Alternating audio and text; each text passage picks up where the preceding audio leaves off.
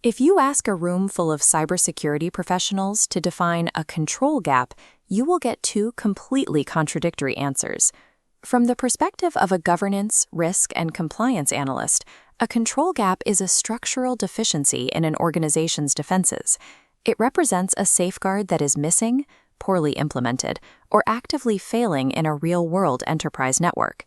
However, the CISSP exam requires a separate perspective. Classical risk calculation uses a strict mathematical framework that views the term through a different lens. In this mathematical view, the control gap represents the specific, measurable percentage of risk that a safeguard successfully removes from the environment. To pass the exam and to execute effective security governance in the real world, you must understand how to operate within both of these frameworks simultaneously. The friction between these definitions stems directly from how authoritative study materials attempt to translate abstract risk concepts into mathematical formulas. The Sybex CISSP exam guide mathematically maps these relationships. Looking closely, the residual risk calculation multiplies total risk by the controls gap, representing the precise percentage of protection. However, a note clarifies this formula is a conceptual tool, not a literal mathematical function. Success as a practitioner requires separating this abstract mathematical logic from the standard English vocabulary used in daily operations. Let's isolate the mathematical model first. The baseline level of danger an asset faces before any mitigations exists is called total risk or inherent risk. This is the raw exposure generated by the threats and vulnerabilities present in the environment itself. Inherent risk is an unprotected person 100% exposed to freezing elements. Applying a security control, a heavy thermal jacket, blocks 80% of the cold. In CISSP formulas, this 80% coverage is the control gap. The remaining 20% exposed is residual risk. Executives must then decide how to handle leftover exposure. They can accept it, transfer it by buying insurance, or avoid it entirely. This mathematical model exists exclusively for one purpose: to prove the quantitative efficacy of a deployed control to management. In practice, however, governance frameworks like NIST and ISO view controls entirely differently. They measure compliance, not conceptual percentages.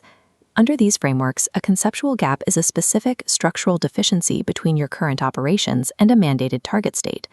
This matrix maps out an organization's target architecture against its actual deployed environment. The target baseline establishes a requirement: all remote access must be secured with multi-factor authentication. Implementing this in this standard IT environment is straightforward, but operational technology introduces severe edge cases. Legacy SCADA systems controlling physical infrastructure, like power grids or water treatment plants, prioritize availability above all else. Adding an MFA prompt that delays emergency access during a failure is unfeasible and physically dangerous. Because the SCADA system cannot support the required MFA, the environment fails to meet the baseline. This specific architectural failure is the operational definition of a control gap. This conceptual definition forces security leaders to confront exactly where their physical environment fails its regulatory mandates, stripping away the abstraction of risk percentages. To systematically map and measure these deficiencies, organizations rely on a specific strategic activity. This workflow illustrates the gap analysis, a structured, cyclical, four-step management process. Step 1 requires identifying the specific regulatory framework, industry standard, or corporate policy that will serve as the baseline measuring stick. Step 2 involves conducting a rigorous audit of the physical, administrative, and technical controls currently operating across the environment. Step 3 maps the audit findings directly against the baseline to expose missing, incomplete, or poorly designed safeguards. Step 4 focuses on remediation, designing solutions to bring the current state up to the mandated requirements. This four-step cycle translates abstract risk theory into actionable enterprise workstreams. When practitioners reach the remediation phase, they encounter a reality of finite resources.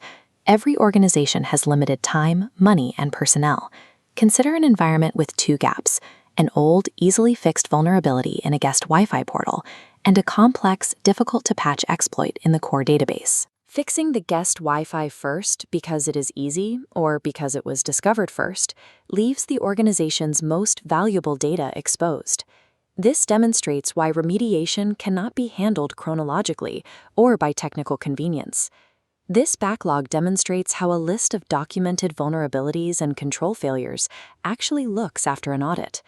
To protect the mission, security leaders must prioritize remediation exclusively based on which gap creates the highest risk impact.